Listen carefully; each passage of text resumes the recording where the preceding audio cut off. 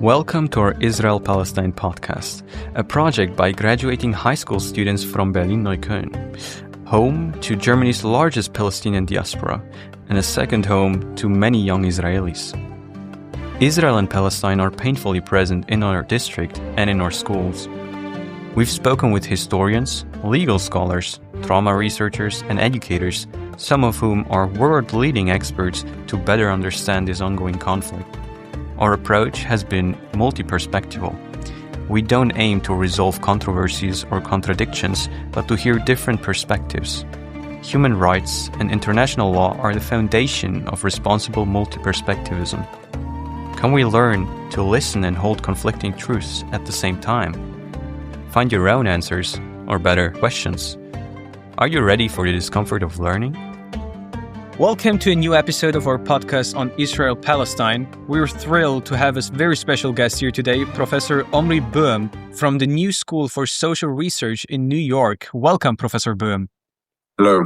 It's an honor to have you here. Thank you very much for taking the time. Professor Boehm is an associate professor of philosophy at the New School for Social Research in New York. He studied at Tel Aviv University and earned his PhD from Yale. His notable works include A Future for Israel, Beyond the Two-State Solution, and Radical Universalism Beyond Identity, which won the 2024 Leipzig Award for European Understanding. He contributed important insights to the ongoing Middle East debate, especially after the tragic events of October 7th and the war in Gaza. We are here to explore his take on the current political situation, reaction in Germany and the US, his critique of identity politics, and his vision for peace. Let's dive in. We'll start right with the first question. Professor Boehm, violence has returned to Gaza. Why did the ceasefire collapse, and what worries you most about the developments since the war began in the region and globally? Well, first, I want to be precise. Violence, in an obvious way, has returned to Gaza.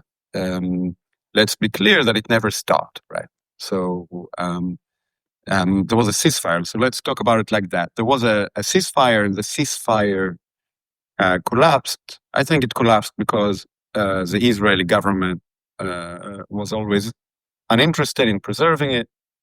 I don't think this should be very controversial. I don't think this acquires even a particular political position. I think that this is something that most people in Israel, also on the center of the political map, people who often would disagree with me, on many things would probably agree that the reason why the ceasefire stopped was the reluctance of the Israeli government to keep it, to finish the hostage deal, which the Israeli government is uninterested in. And actually, in fact, there is a real interest in preserving the hostilities because there is a real interest, I think, in promoting something like Trump's infamous plans of this sort, which I have been warning from much before October 7th, years and years before October 7th. That's one reason. Let's say more strategic and far-reaching, something we can talk about.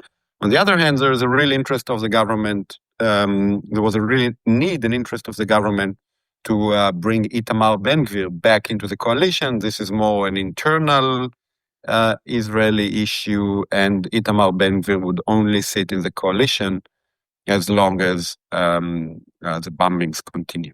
So I think, frankly, that those issues were the decisive reasons for the collapse of the ceasefire and the return of brutal bombings, right?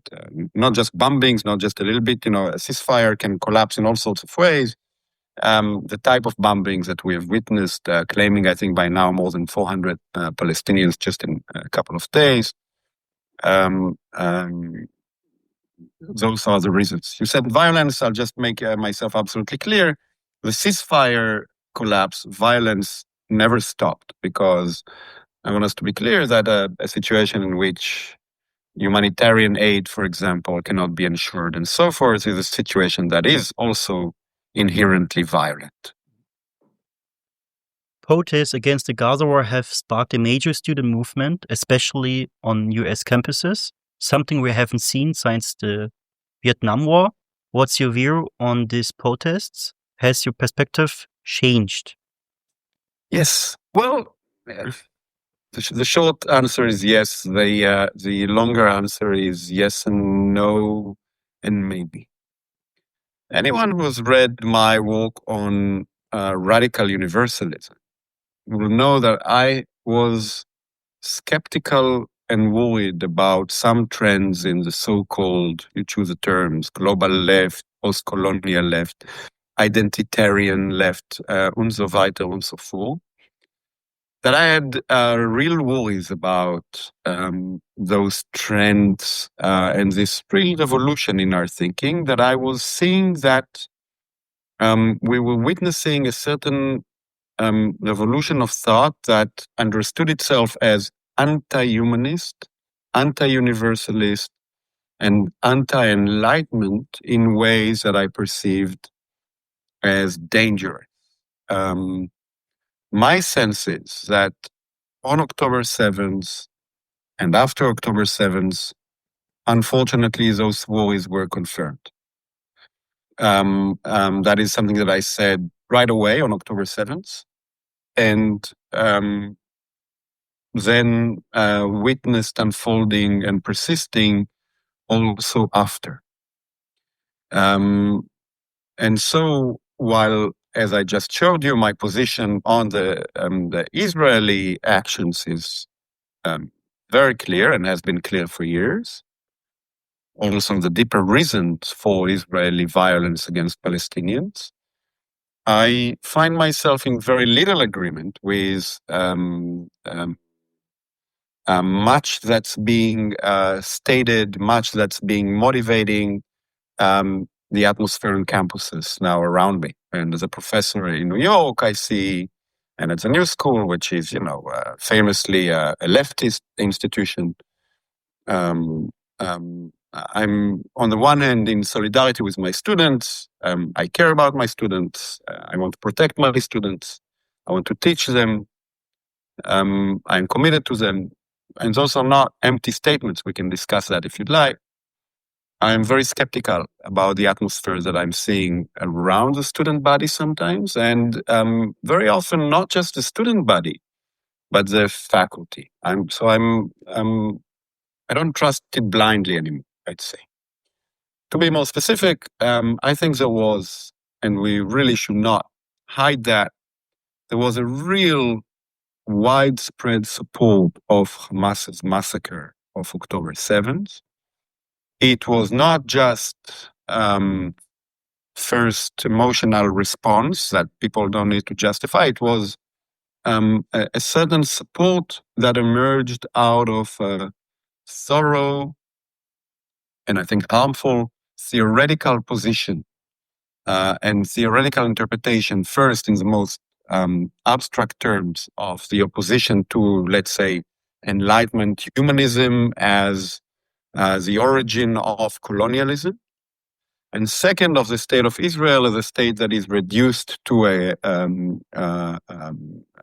colonizing state, and lastly, the assumption that in a colonizing state, there are no citizens but settlers, and that settlers do not enjoy the protection that citizens ought to enjoy. Those trends were and are unfortunately widespread, and they brought people to support what Hamas did and to be very reluctant to criticize even the massacre of civilians, because the claim was they're not civilians, they're settlers, and their very presence in the region is violence to the Palestinians. Unfortunately, almost nothing was done by colleagues and students in order to dissociate themselves from those trends. And what we saw as a result is the fact that even when later the protests for Gaza, to protect life in Gaza, were taking place, they were already couched and they were already hard to separate and to dissociate from the atmosphere that preceded them. And the atmosphere in which the feeling was that Israeli Jews are a legitimate target for Palestinians. If people had made sure to speak clearly against what was happening on October 7th, the protests on campus could have been completely legitimate, completely important. I would have supported them wholeheartedly. Since that was never done, and I think was never done for principled reasons, because people do not believe that. I am, on the one hand, I do not share some of the lingo against those protests that I've seen in Germany and elsewhere. On the other hand, I've been more skeptical, put it mildly, more skeptical about those demonstrations than some of the colleagues who have otherwise very similar positions to mine on the Israeli-Palestinian conflict and so forth. Yes. Okay. In your book, Radical Universalism Beyond Identity, which we mentioned earlier, you critique identity-based politics. Can you briefly explain your view of identity politics? How do postcolonial theories connect to this? And how do they contribute to our political culture? And why they can be problematic when it comes to understanding this Israel-Palestine conflict? Yes. Look, in the most broad way, my criticism of identity politics, which is a term that needs to be used carefully, right? It has become a Kampfbegriff, as the Germans call it, and I actually do not want to use it as such. Okay. Identity politics, up to a point, is important when people are trying to struggle to establish their human rights, most minimal rights, by fighting in the name of an identity that has been disadvantaged historically, for example. Right? So if African Americans have been, for systematic reasons, disadvantaged over history, fighting for African American rights is important. And just pretending to be colorblind makes no sense. To that extent, count me in as a friend of identity politics. Same for Jews, right? It's not the same all over the world, but Jews have been obviously persecuted and disadvantaged. In Germany, that is unfortunately all too obvious. In the US, by the way, it's also true, but not in the same ways. The Jews today are not an underrepresented minority, but actually for years, and people should not forget that, Jews were discriminated against. So there are real pressures coming with identities that have to fight for their rights and sometimes for their lives, as we see with Jews, for example. My opposition to identity politics is rooted in the next step that people tend to take from that argument. It is a step in which people say not only that it makes sense to fight in the name of a certain identity, but that the very notion of humanity, the very notion of universalism, the very notion of human dignity is in fact what has to be overcome, because it is a notion that crushes the rights of certain identities. That is where not only you shouldn't count anymore on my solidarity, but where I become your critic, and sometimes, hopefully not, but sometimes at the limit, even your enemy. Here's an example: Zionism, since we should connect everything together. Zionism is a form of identity politics, and it is a form of identity politics, a form of identity politics which is up to a point as meaningful, justified, legitimate as any other. Jews are right to say that liberal democracy, Enlightenment emancipation, did not emancipate the Jews, but ended up in crushing their rights and their lives. To that extent, by the way, Zionism is almost the mother of identity politics. It is one of the first responses to the failure of Enlightenment liberal democracy to protect and emancipate minorities within the universalist humanist frame. Zionism responded by saying, well, therefore, we need our own sovereignty. We need our own state. We need our own identity politics. Plus, if you're not Jewish and you're not Zionist, and you criticize us from some universalist perspective, you're racist, you're anti-Semitic, right? Because you do not have our experience. You do not share our vulnerable position. You are speaking from the privileged perspective of a universalist who wants to say, I want to protect all human rights. That is the argument that was advanced very forcefully by Zionist thinker and the Zionist movement, its relation to history. Again, up to a point, it makes a lot of sense, and it is also very important. The question is, at what stage is this logic starting not just to say we need to protect the rights of a persecuted minority, and becomes a way to go against the fundamental notions of humanism and its relation to law. So, for example, someone like me would argue that the state of Israel better have a constitution that begins similarly to the German one, say, with a notion of human dignity as its first clause. First and foremost, the law has to protect humans as such. Only later does it derive from the commitment to human dignity the rights of identity groups, say Jews and Palestinians. That would be a structure that is consistent with humanism and universalism, but would still ensure, within that framework, would still ensure to care about identities, right? So I'm not against identity. I think Jews require self-determination. I think Palestinians require self-determination. I'm not interested, say, for the Israeli constellation, in just a neutral state where you say, no, this is just a state of all its citizens and full stop. No, it needs to be a binational state, in my view, something we can talk about.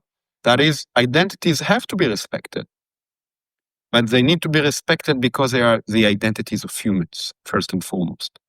The identity, the national identity, should not replace the category of the human by making national sovereignty coming before human dignity. I'll say it again because in the German context, it is very important that it is almost, on the one hand, too obvious, but has been forgotten.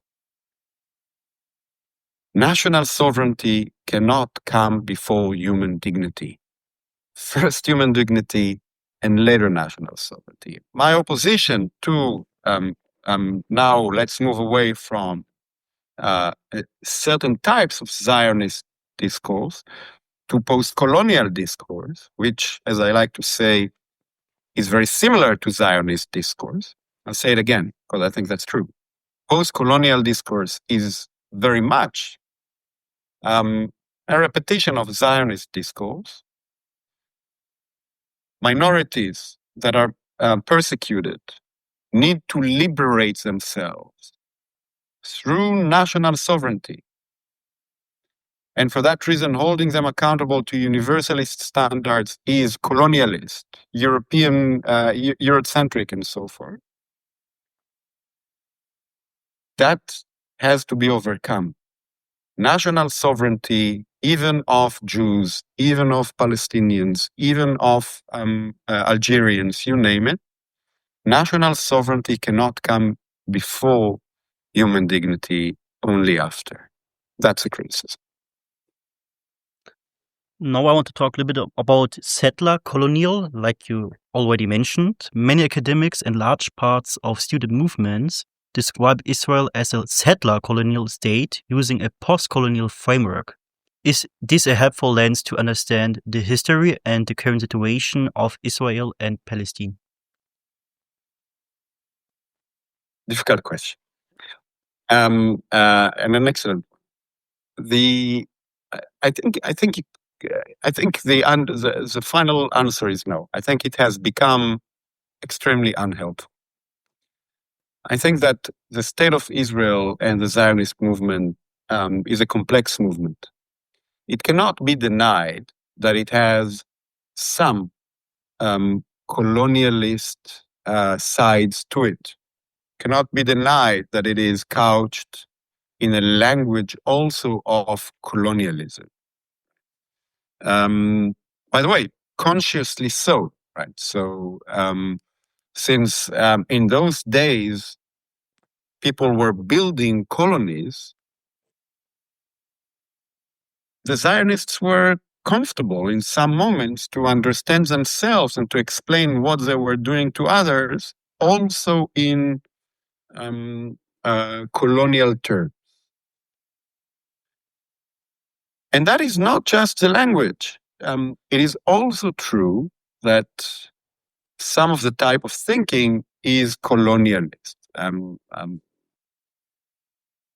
I can extend on that, but I'm not sure that we need to. I will also say that by the time that post-67, after the Six-Day War, once the settlers, right, the Jewish settlers in the West Bank and Gaza started to build those settlements outside of even Israeli borders, then the relation to colonialism becomes even harder to deny. However, the reduction of Zionism into settler colonialism is theoretically sloppy and mistaken. I'll explain more in a moment.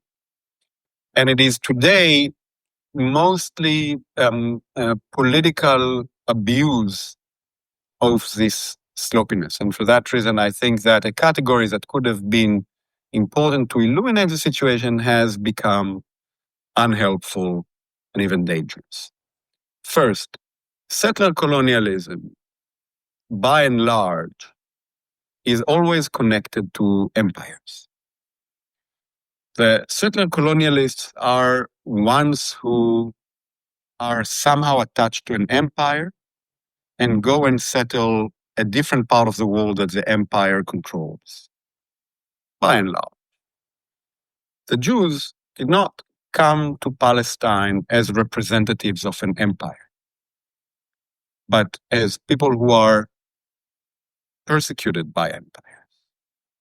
They went to emancipate themselves from empire rather than as, so to speak, the representatives of it or attached to it or using its powers. Now, I know all the stories about the ways in which Jews control empires through money, through political connections. And I hope that you're already seeing in what I'm saying the tendency to use anti-Semitic tropes and anti-Semitic conspiracy theories in order to connect the notion of settler colonialism into the framework in which it is the empires who cooperate with the Zionists in order to settle Palestine. Those stories are to be rejected. When my grandmother escaped Germany at the skin of her teeth, as they say, in 1939, she did not go as to Palestine as a settler colonialist. She went as a refugee.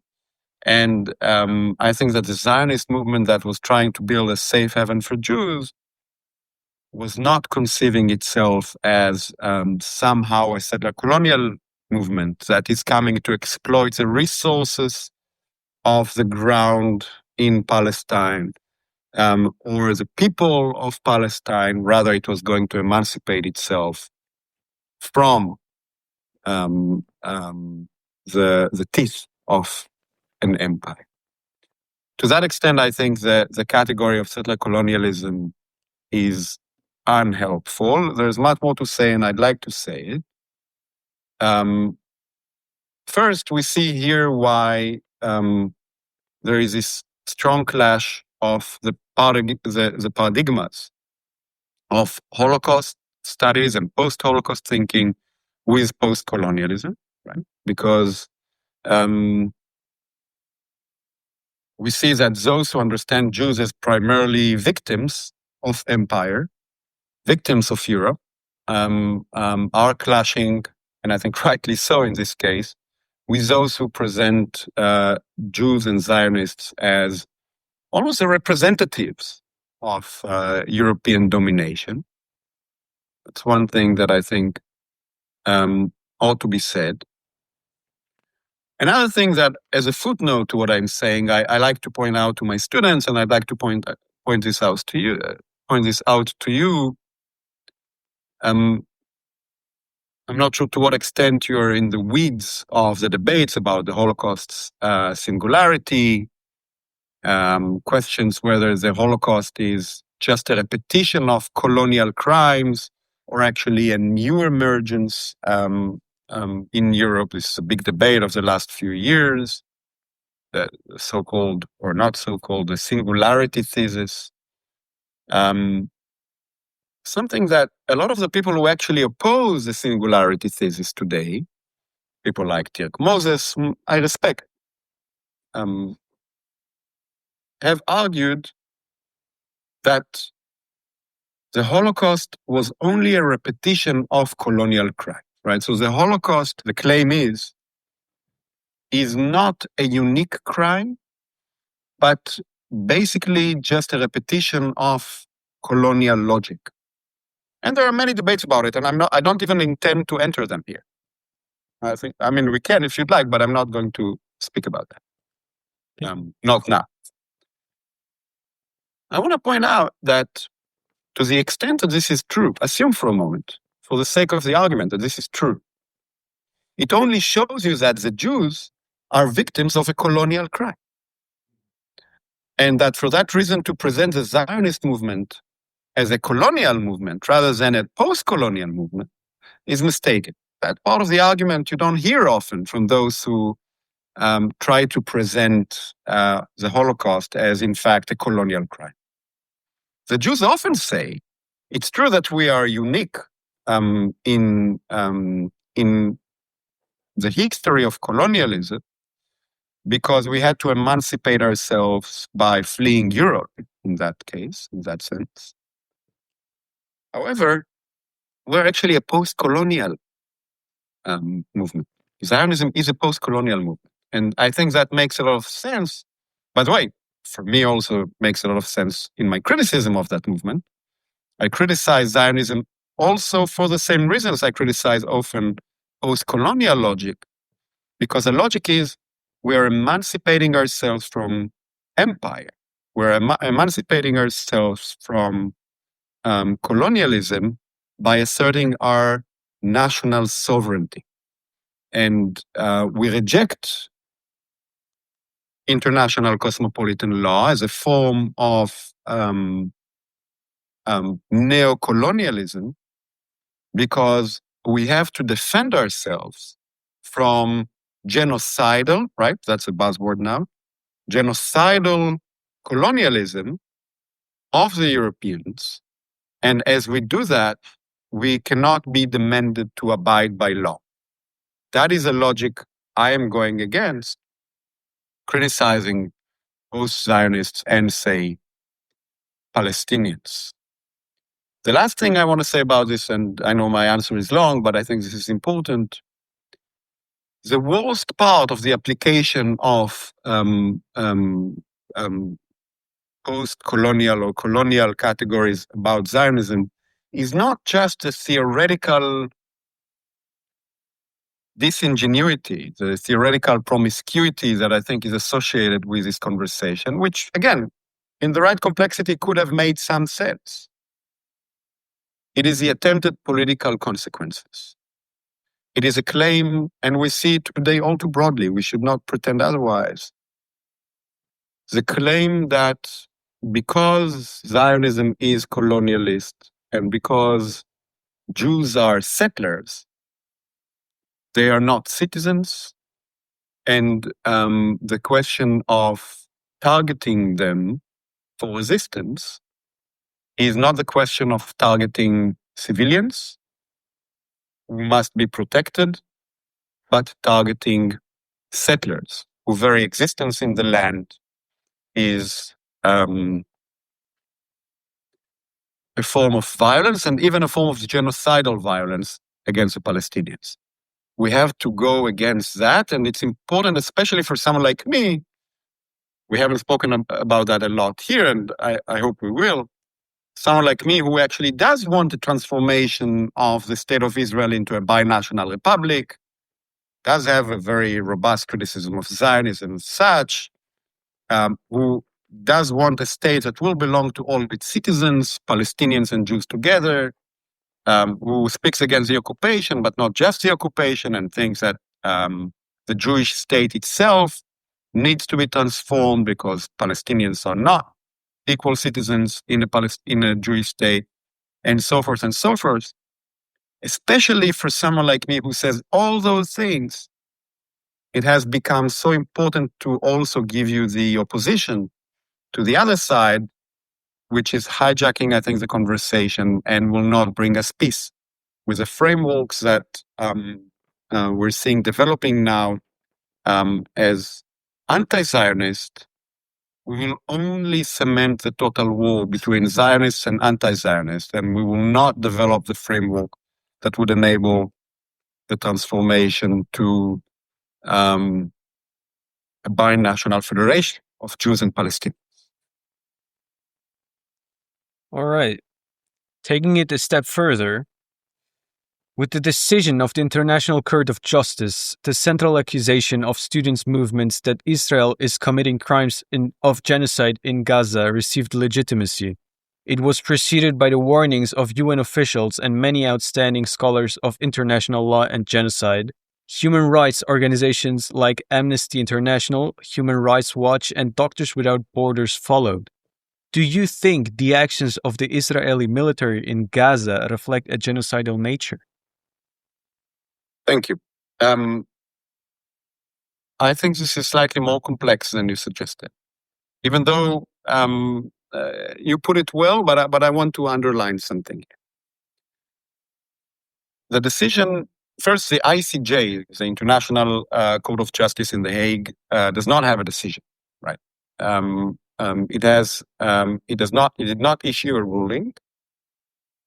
However, I think that you were right to the extent that you said that the intermediary decision that it issued, which did not accuse Israel of genocide, lended, as you said again, so I want to just underline that fine line.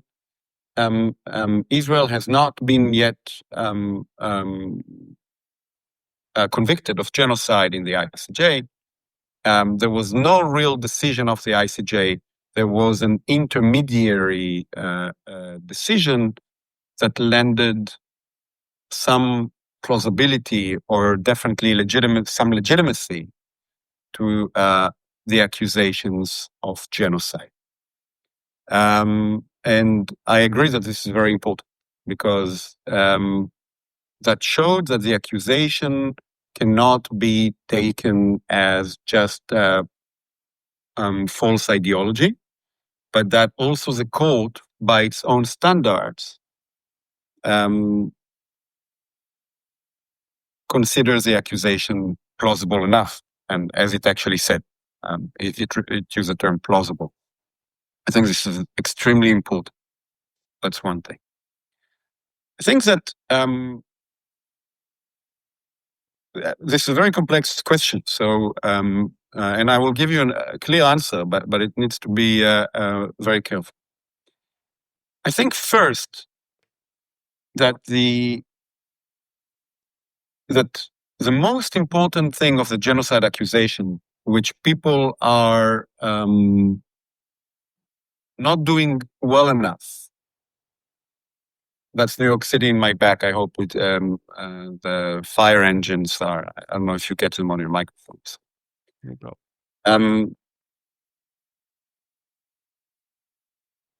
The most important part of the genocide accusation needs to be the claim that it must remain a legal category and not a moral or ideological category, in my view. And I can try to explain this. Genocide is a category in international law, and it is extremely important as such, as a category of international law. A category that is supposed to prevent genocide by law, by robbing the state of its alleged sovereign right to make some actions that would be genocidal. That was the real novelty and the real progress that we made in Nuremberg. Long story, they didn't use genocide there, but crimes against humanity. But crimes against humanity and genocide as legal category emerged as categories that question state sovereignty to act in certain ways. And as such, they were very important categories. The most famous and important doubts about those categories came from one Carl Schmitt, the Nazi right-wing conservative legal expert, who's also one of the most important legal experts of the 20th century. And he warned, he said, you're pretending that you're using the category of genocide in order to prevent total war and extermination. But in fact, you would produce exactly the opposite. Because once you're accusing peoples and states of being genocidal, once you accuse them of being this absolute evil, also total wars against such evil would be allegedly justified, right? Because with total genocidal evil, you do not fight in order to have peace. You need to eradicate them. The claim was, once you moralize war in this way, by saying my enemy is an enemy of humanity, I will not have peace with my enemy. And in fact, the crime that I will commit against my enemy, who is an enemy of humanity, those crimes will be allegedly justified as crimes for humanity. I have to commit those crimes against my enemy because my enemy is the enemy of humanity. So the crimes that you commit against the enemy of humanity, the genocidal enemy, are crimes for humanity.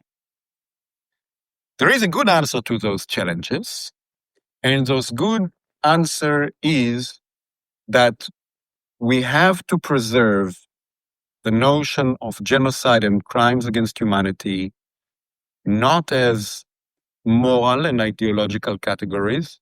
Hamas is genocidal. We have to eradicate them. The Zionists are genocidal. We have to eradicate them. But rather as legal categories that obtain in court. And that the international court will decide if this is genocide, then the state has some responsibilities that are legal, but this has to be proven in court, and it will prevent total war rather than make total war. I think that this is the distinction that I'd like now, after this theoretical introduction, I'd like us to come to approach the discussion of genocide around Israel. First, it is, as you said, extremely important that the ICJ issued an intermediary ruling against Israel, saying that the accusation is plausible, using the authority of the Genocide Prevention Convention in order to issue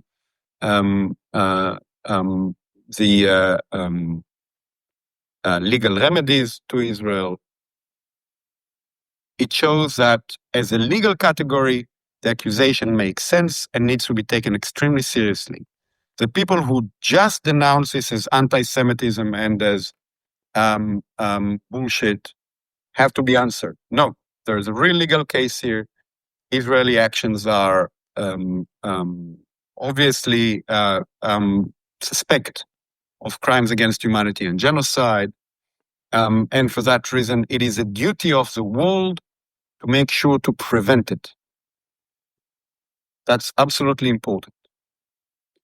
If you ask me, and you know what, I'll say more about my own position about this in a moment. But for a moment, I want to mark the lines, the borders of discussion.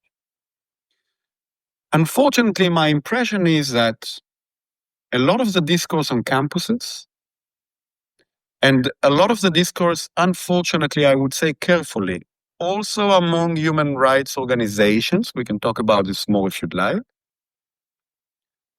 is sliding from the legal question to the moral and ideological claim that is meant not to hold Israel accountable to law and prevent the crimes by law, but rather to make a political, moral, and ideological claim about Zionism.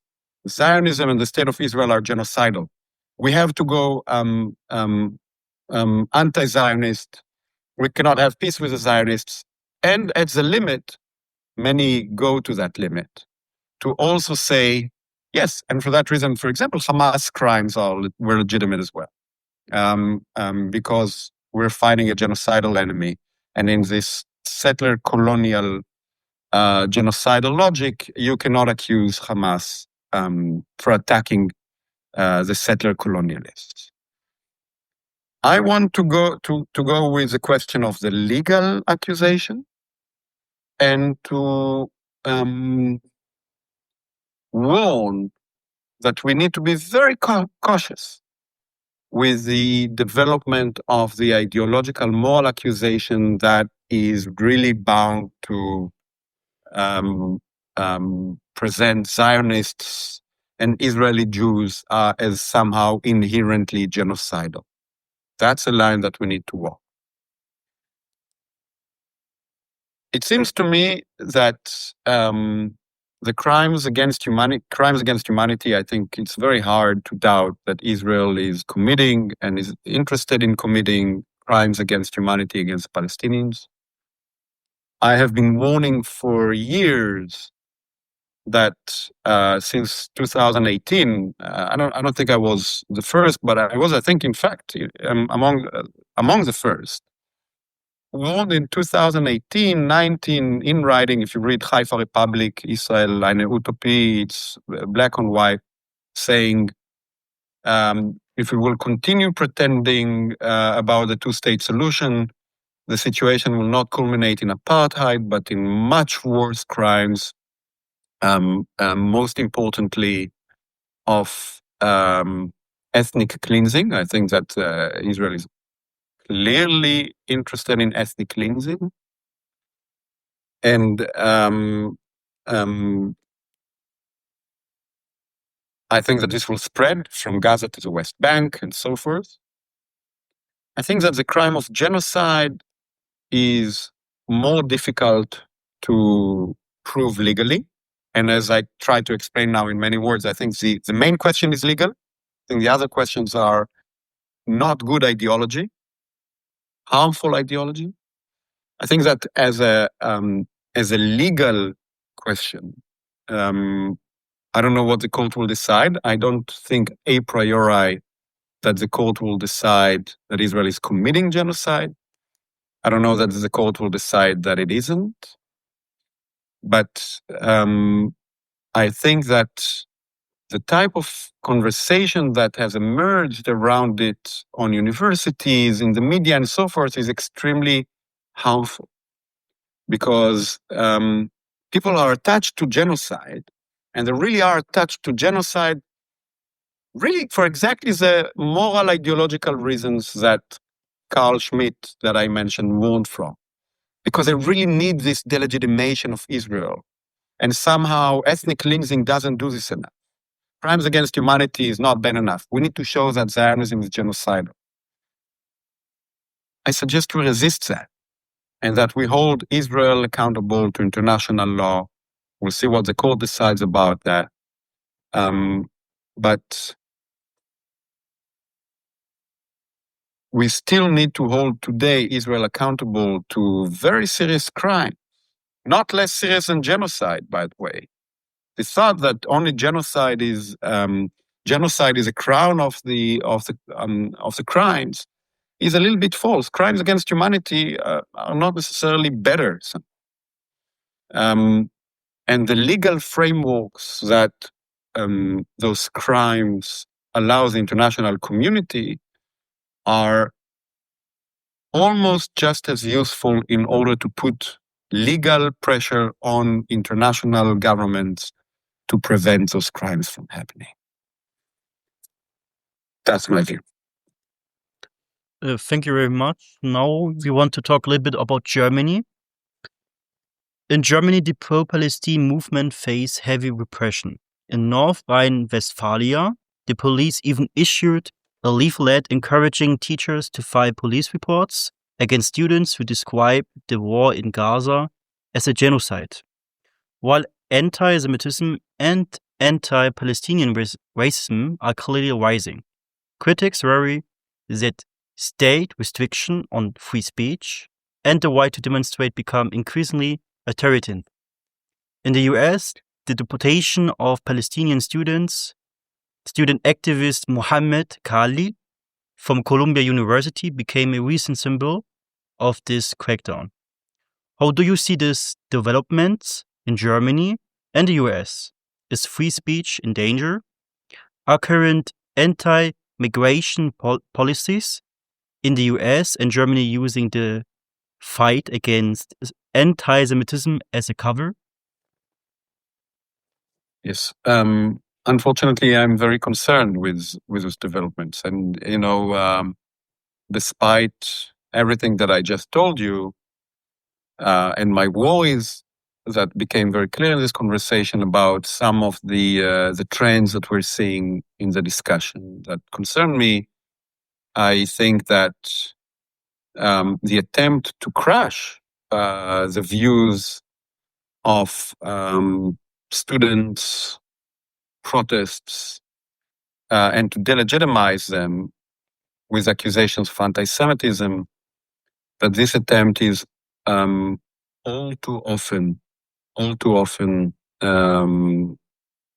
illegitimate, violent, and also leading in a slippery slope that endangers really all of us. So even if everything that I told you about my worries about the genocide lingo and about the reduction of Israeli settlers to Israeli citizens to settlers and so forth, even if all of this is just true, what I told you, the attempt to then delegitimize those who hold different views and have a different position on this and who come and protest with that position, the attempt to do that is dangerous and by and large illegal.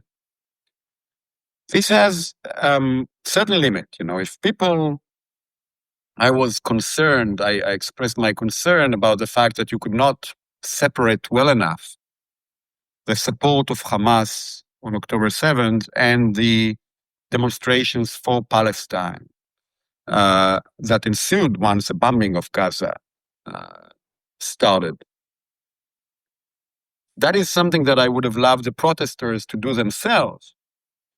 But this lack of sharp separation cannot be a sufficient reason. I'll repeat, cannot be a sufficient reason for censorship, immediate accusations of anti-Semitism, to say nothing of deportation. This, in fact, to me personally poses a very difficult dilemma in the US, even though I think the situation in Germany is also interesting and worth a comment, and I have something to say about this. In the US, it presents to me now a new dilemma, a very genuine one, because I actually was making the arguments that I'm making now against some of my colleagues. I was telling them, you guys are all pretending that you're being accused of being anti-Semitic because you're anti-Zionist. But this is not true. Almost everybody on campus here is anti-Zionist. And nobody thinks you're you're anti-Semitic because you're anti-Zionist. The truth is, the accusations against you are because of your position on Hamas and your position on targeting Israeli civilians. And you're pretending. So the question of your anti-Semitism, the question of your legitimacy is completely different from what you're pretending. And I was making this very explicitly in public. Now, as long as this was a public conversation and a public debate with colleagues and students, I was not shying away from making the clearest criticisms that I could make. And I want to be able to continue making those accusations and those questions. The problem is that once the Trump administration then uses those public discussion in order to even deport students, and that the thing that I would say can be used either by the university or by the administration, the government, against students in order to take their rights, in that moment, I have to think twice, because I only want to express my criticism where my criticism is used for rational discussion, not to undermine in the most violent way the rights of the people I'm talking to.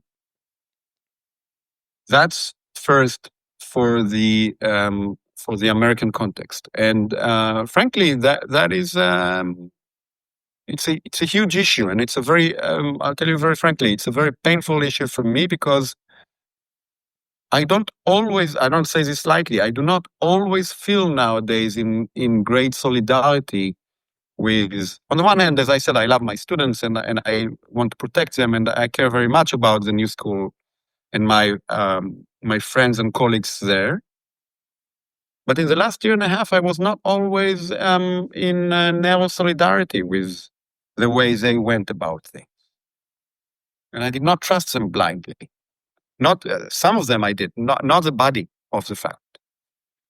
And now, on the one hand, I do not have full trust. On the other hand, I feel my hands are tied, because I don't want to participate in injustices, in grave injustices being done to them. And if I have to choose, I would immediately choose protecting my students, making sure that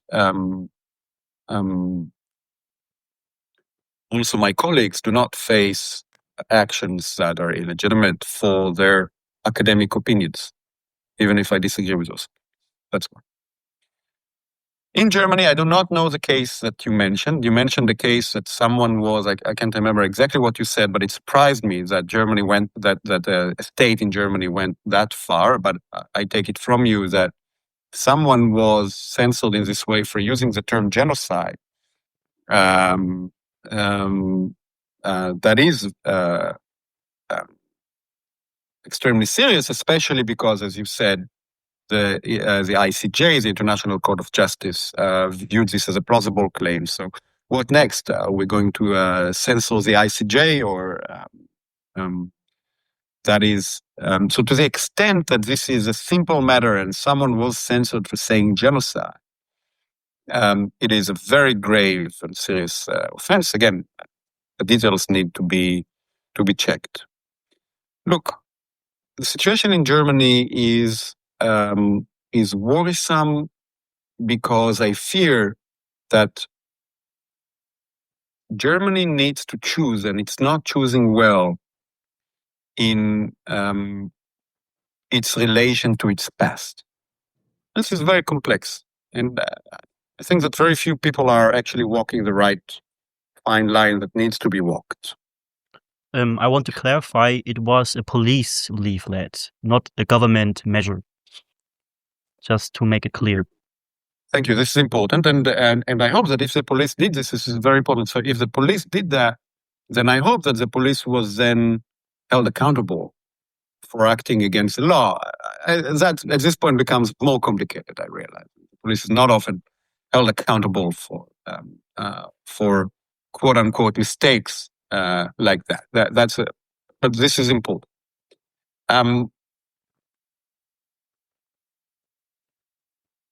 Look,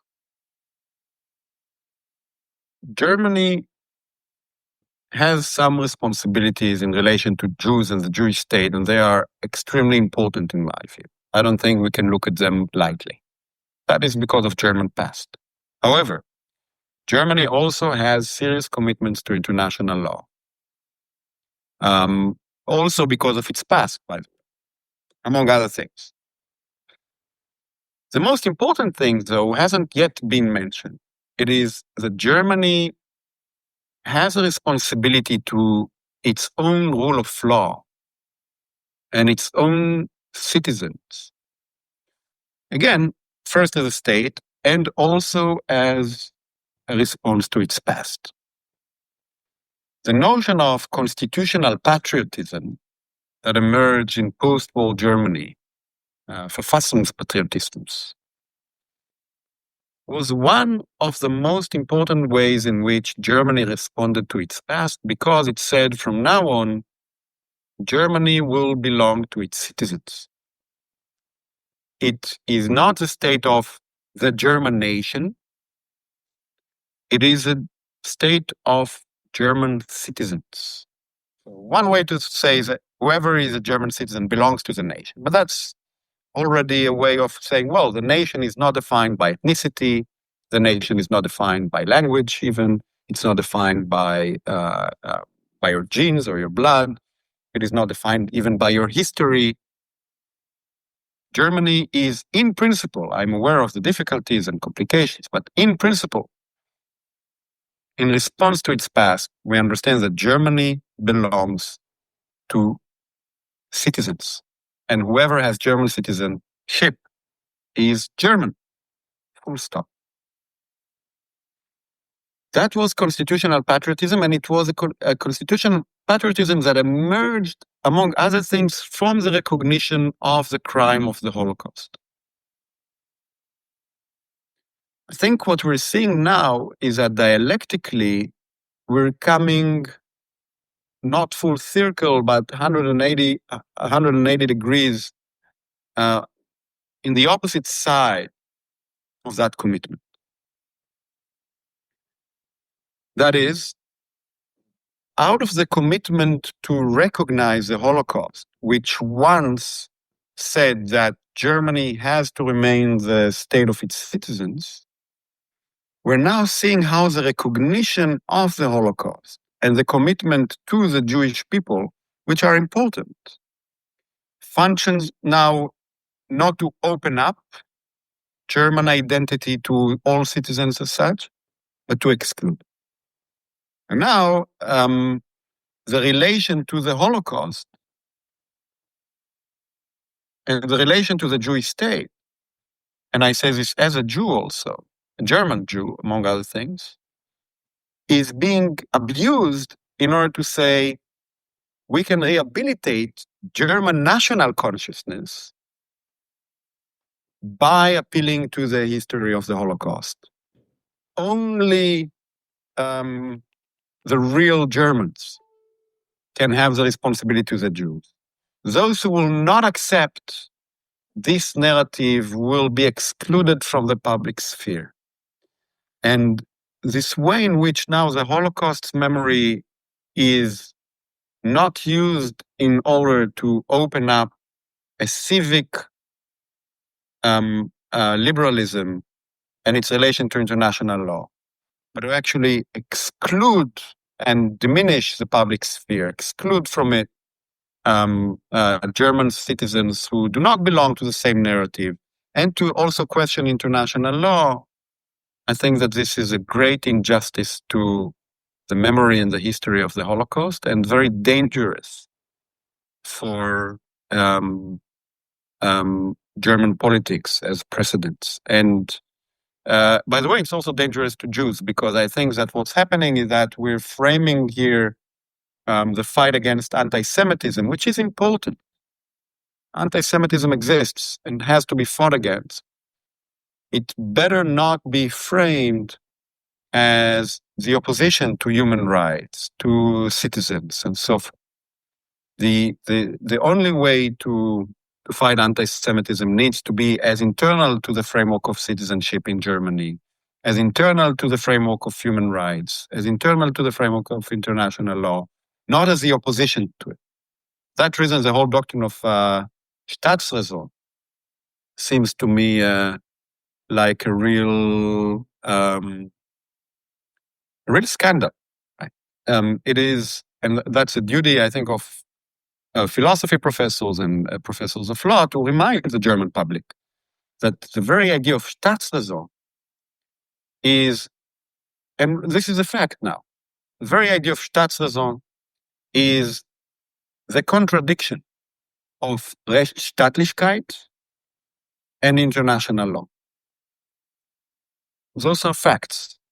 The only way for Germany to fight against anti-Semitism can be within the framework of Rechtsstaatlichkeit and international law and humanitarian law, not with Rechtsstaatlichkeit. And to present the cause of remembering the Holocaust and protecting Israel as reason of state is, among other things, disastrous to the fight against anti-Semitism. I have a question about the commitment about the International Court in Germany. The International Criminal Court has issued arrest warrants for Israeli Prime Minister Netanyahu and Hamas leader Mohammed Daif for alleged war crimes.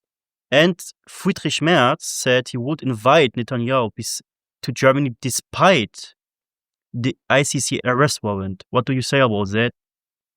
Mohammed Daif is dead, I think. Allah yarhammo, as they say. We're not. So it doesn't matter. I've just mentioned this as.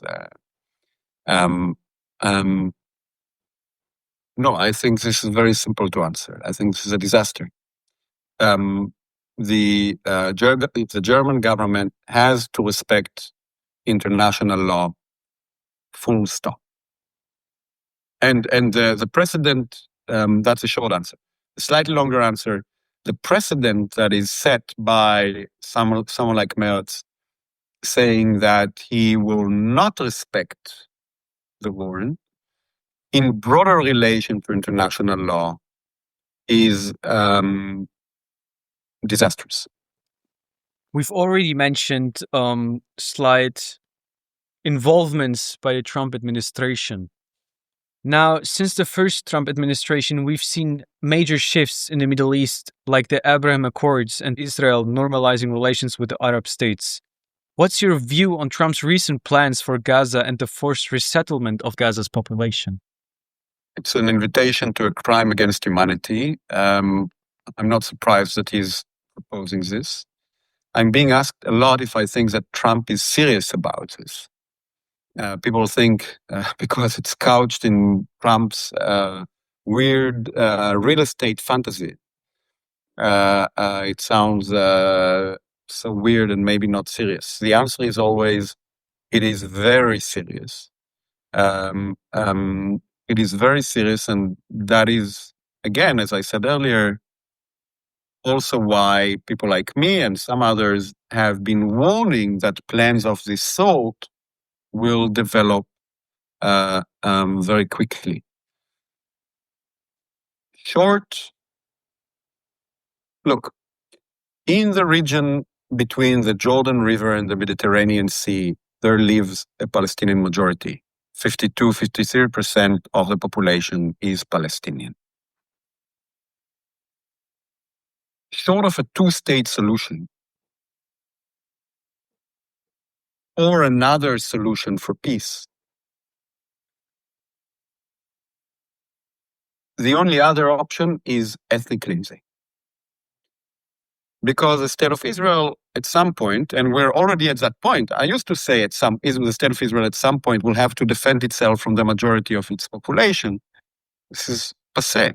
We're already at that point. The state of Israel is now defending itself, call it, from the majority of its population.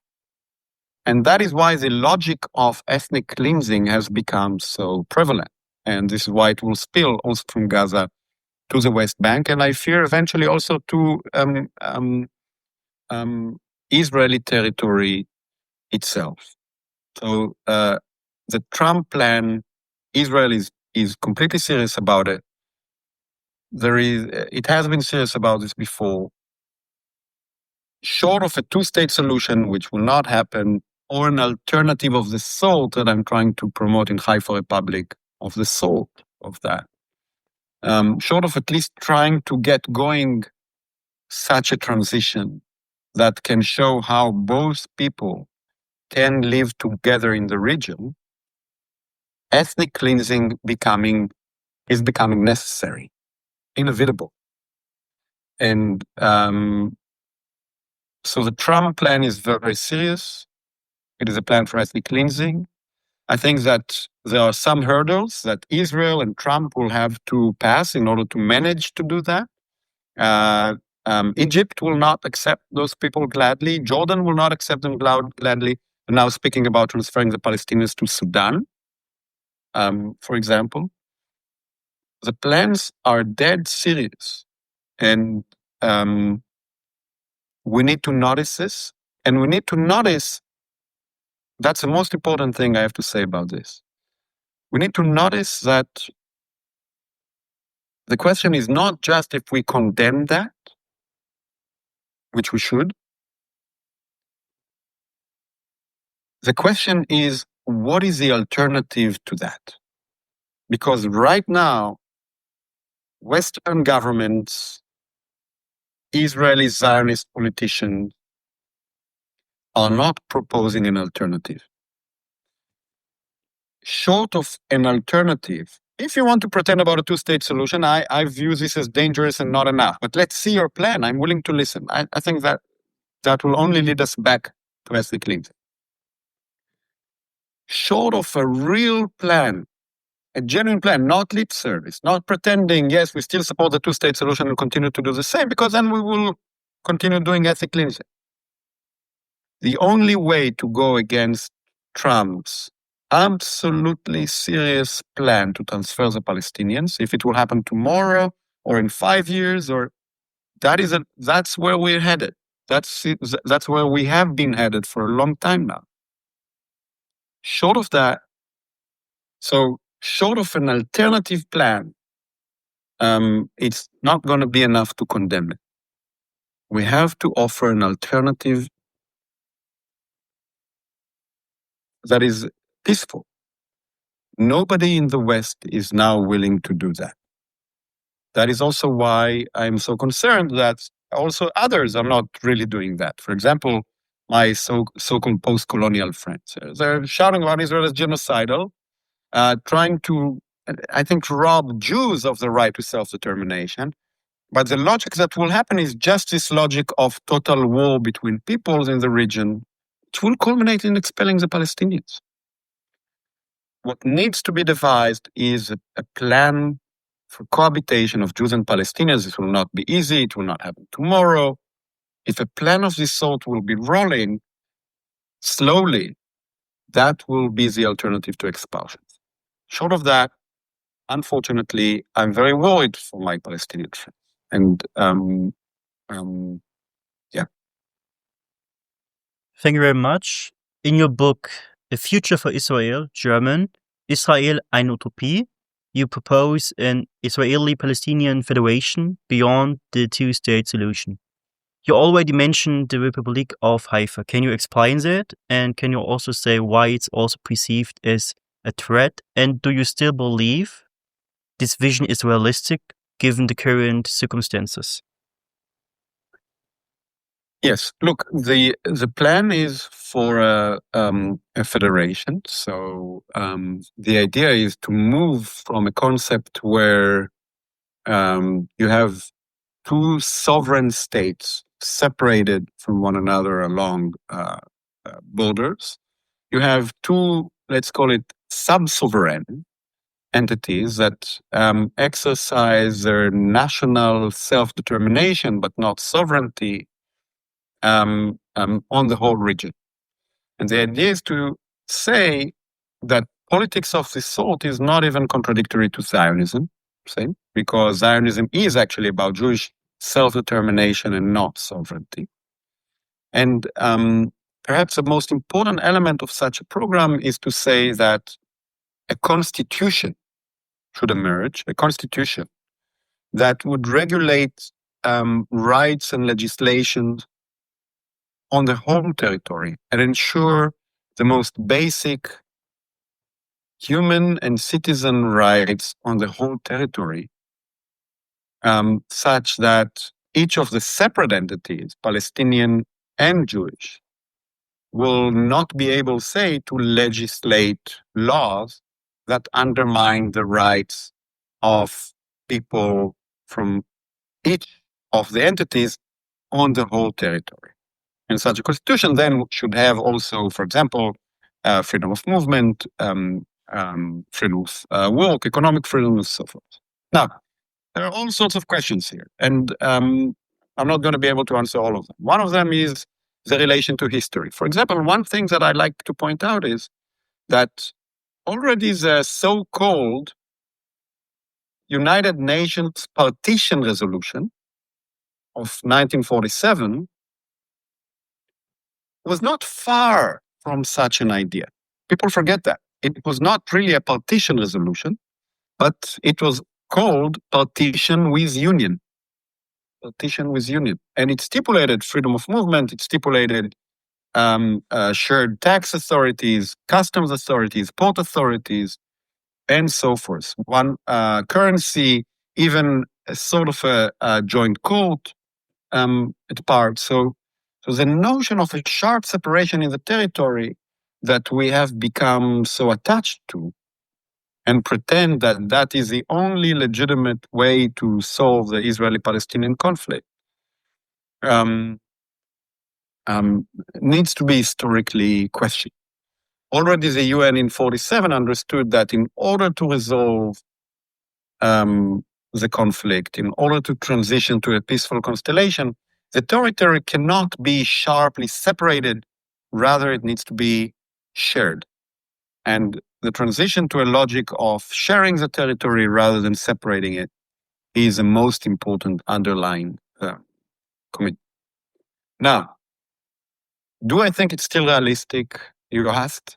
And how do I think about it today? Briefly. I'm not sure to what extent I thought it was ever realistic. I don't know if this surprises. I did think it was realistic, and I still think in the same way that it is realistic, but maybe not in the way in which you meant it. So let me explain. The question of what's real and what's not, I think, needs to be questioned a little bit. For years, people have been telling me, yes, the two-state solution maybe is far-fetched, but it is more realistic than what you propose. So why are you claiming that the two-state solution is over if the one-state solution is even more far-fetched and even less real? The answer is the following. At the place in which we currently are, I think that the question is not so much what is more real and what is more ideal. I think no solution is going to emerge tomorrow morning, unfortunately. Unfortunately. The question is what ideal we are directing ourselves in relation to in order to have peace. And my claim is that the two-state solution is not a far-fetched ideal of peace. the two-state solution is a lie and not really an ideal of peace anymore, in any case. For that reason, those who direct themselves according to the alleged ideal of the two-state solution also act in the same way in which we're seeing them acting. They do not hold Israel accountable to building in the settlements for years. This is not just post-October 7th. It's something we've been saying for years. You do not hold Israel accountable to the international law and preventing the settlements, not holding Israel accountable to war crimes, not treating Palestinian citizens of Israel as equal. And now, as the war in Gaza unfolds, tolerating ethnic cleansing. Why is it that the people who for years pretended that they supported a two-state solution now tolerate ethnic cleansing of Palestinians? Because they never were committed to the idea that Jews and Palestinians both have to remain in the region. It's become a lie. A two-state solution was just a lie that you tell while you're crushing the rights of Palestinians while pretending that you're committed to peace. By the way, if I had to say more about this, I would. The solution that I propose as an ideal is far-fetched ideal, but it is an ideal of peace. And it says, the principle that we will not compromise on is that both people have equal rights in the territory, human and national and citizen rights. They have to continue coexisting together. Nothing that violates the possibility of that can be legitimate in the region. We have to take now the small steps, very small, that ensure that we preserve those conditions. Even if Haifa Republic will not exist in the next 5 years, and let me prophesy that it will not, the steps that we will be taking today in relation to the civilians in Gaza have already proven themselves completely opposite to the steps that have been proposed by proponents of the two-state solution. Proponents of the two-state solution are south, silent on or supporting plans like Trump's. It is in the Israeli society, proponents of federation and of a one-state solution or confederation who are explicitly saying that this will not pass. We will not let them expel Palestinians. That's the difference.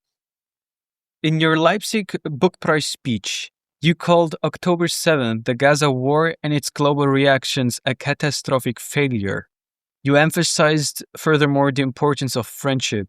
Can you explain what this has to do with Kant and how friendship can guide us through this conflict? Broadly, I think that in the type of atmosphere that we have seen evolving, and that actually I think we were describing well in our conversation here, where Zionists on the one hand tolerate war crimes against Palestinians, where pro-Palestinians on the other side are tolerating war crimes against Jews and Israelis. And we're witnessing basically a collapse, not just of the basic laws in the region, but of reasonable conversation about it in the public sphere in Europe and in the United States. I think that such a situation is what Hannah Arendt called a dark time. Dark time is not just a very bad time. Dark time, as Arendt tried to define it, is a moment when public discussion no longer illuminates a conversation, no longer helps us being rational in relation to the situation. The public discussion undermines reason rather than supports it. And I think we're in such a state, and that the suggestion was, with Arendt, with criticism also of Arendt, the suggestion was to see that in such moments, the most radical political category that emerges is a category of friendship, of people who remain friends, and therefore, even where the public sphere, where Jews and Palestinians and Americans and Germans and people with all their identities are shouting, if not killing each other in some regions, friendship between, in this case, Jews and Palestinians enables the real radical transformation. Why? Because it is the opposition, on the one hand, to the logic of I am Jewish, you're Palestinian, we have to be enemies. Okay, that's almost too easy and too romantic and obvious. But also for another reason, which is more interesting. Because it refuses the logic of normalization on both sides. Look at the BDS move. BDS says, look, Israelis are occupying, colonizing, killing Palestinians, expelling them, while speaking about peace. That's a way in which conversation serves for violence. We stop this, we interrupt this by boycott. We say we will boycott Israeli institutions. They like to say they will boycott only institutions, they boycott also individuals. We stop the conversation with Israel. I think that's not a logic that promotes peace. But the criticism is not inaccurate. The criticism is valid. It is true that there is a tendency to have a nice dialogue while crushing the rights of Palestinians, and that the dialogue in that way serves to crush the rights of Palestinians. The war is correct. What is incorrect is, I think, the response by a logic of boycott. The suggestion was that friendship between Jews and Palestinians is a form of relation that is not normalizing. The best way to see this is this movie that now won the Oscars, No Other Land, where you see an Israeli Jew and a Palestinian making a movie together, exposing the violence of the occupation in the most robust sense. You have a Jew and a Palestinian doing this together. The most radical thing about the movie was not so much, I think this is sometimes overlooked.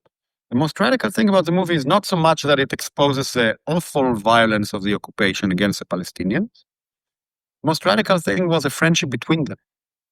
Was the fact that they showed you something else, that cohabitation between Jews and Palestinians with no normalization is actually possible. I'm not surprised that everybody responded to this movie.